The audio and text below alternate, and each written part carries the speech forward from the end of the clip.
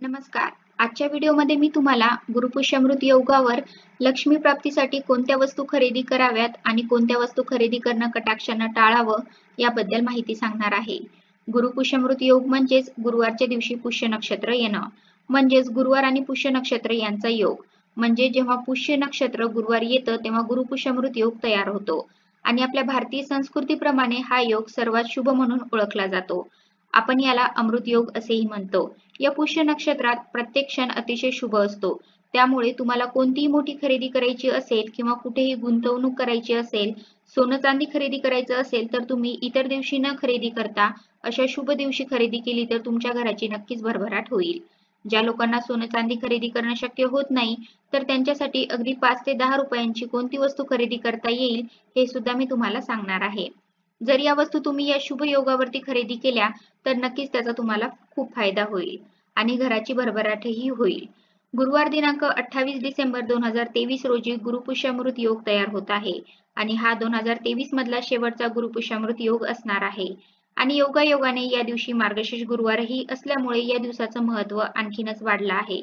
आपल्या हिंदू धर्मात असे अनेक सणवार आहेत की जे लक्ष्मीकारक आहेत आणि आपल्या हिंदू धर्मशास्त्रात असं सांगितलं जातं की अशा शुभ दिवशी आपण आपला धनसंचय वाढवायला पाहिजे.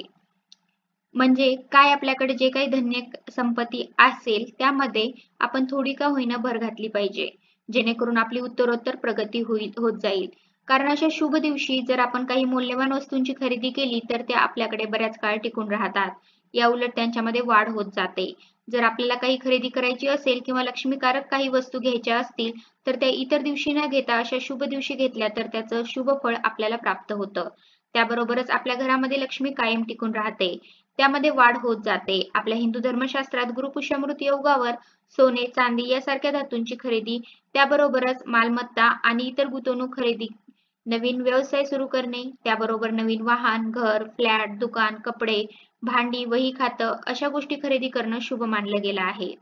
त्यातल्या त्यात सोनं चांदी, पितळेच्या वस्तू, सोन्याचे दागिने अशा वस्तू खरेदी करणं जास्त शुभ मानलं गेलं आहे. पण आता सोन्याचे वाढते भाव पाहता प्रत्येकाला सोनं खरेदी करणं शक्य होत नाही.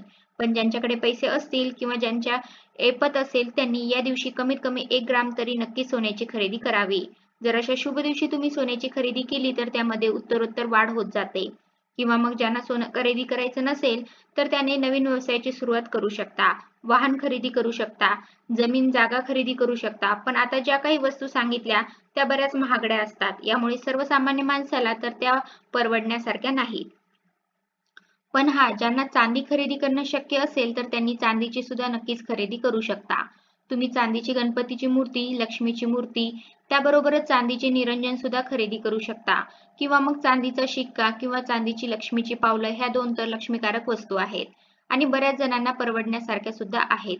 त्यामुळे या गोष्टी सुद्धा घेणं अतिशय सोन्याहून मौल्यवान आहे. आणि ज्यांना हे सुद्धा खरेदी करणं शक्य होत नाही तर त्यांनी हळद खरेदी करू शकता. आता तुम्ही म्हणसाल की आमच्याकडे साठवणीची हळद आहे, आम्ही एकदमच आणून ठेवतो. आमच्या मसाल्यांच्या डब्यामध्ये कायम हळद असते. पण या दिवशी तुम्ही अगदी 5 किंवा 10 रुपयांची का होईना हळद नक्कीच खरेदी करा.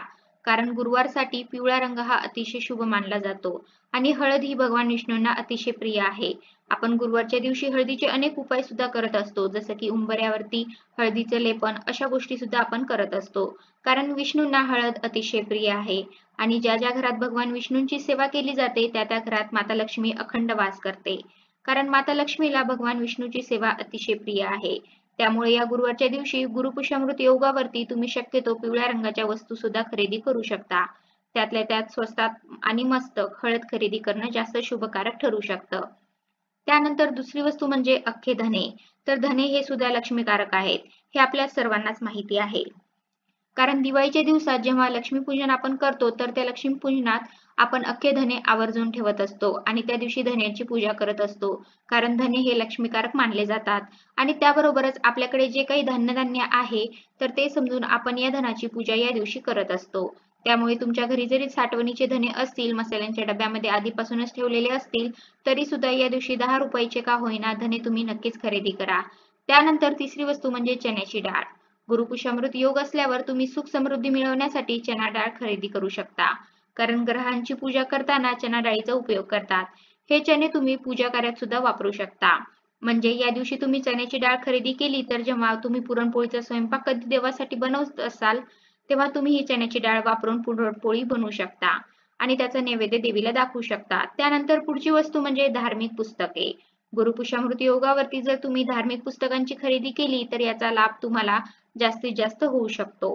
म्हणजे तुम्हाला कोणतंही देवाधर्माचं पुस्तक घ्यायचं असेल, नित्यसेवेचं पुस्तक, आरतीचं पुस्तक असं कोणतंही देवाधर्माचं पुस्तक घ्यायचं असेल तर या शुभ योगावरती तुम्ही नक्कीच खरेदी करू शकता.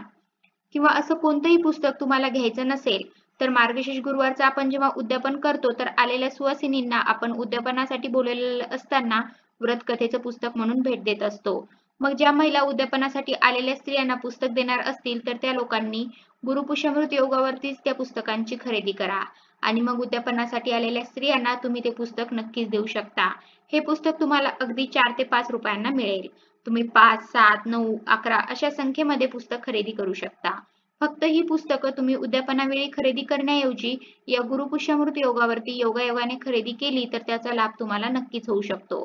कारण गुरुपुष्यामृत योगामध्ये देवगुरु ब्रह्मस्त्रीचा प्रभाव अधिक असतो. अशा परिस्थितीत जर तुम्ही गुरुपुष्य योगामध्ये धार्मिक पुस्तके खरेदी केली तर याचा फायदा तुम्हाला नक्कीच होईल. आणि सर्वात महत्त्वाचं म्हणजे ज्यांना काहीच खरेदी करायचं नसेल किंवा काही खरेदी करणं शक्य होणार नसेल तर त्यांनी फक्त जास्तीत जास्त देवाच्या मंत्रांचा जप करावा. कारण गुरुपुष्य योगावर मंत्र साधना केली तर ती फलदायी होते, सिद्ध होते अशी लोकांची श्रद्धा आहे. त्याचबरोबर या योगावर केलेली गुरुसेवा, गुरुभक्तीचे फळ हे अमाप असते. म्हणूनच या दिवशी गुरुमंत्र, गुरुचे नामस्मरण व पारायण केल्यास ते भक्तांना अत्यंत लाभदायी ठरते.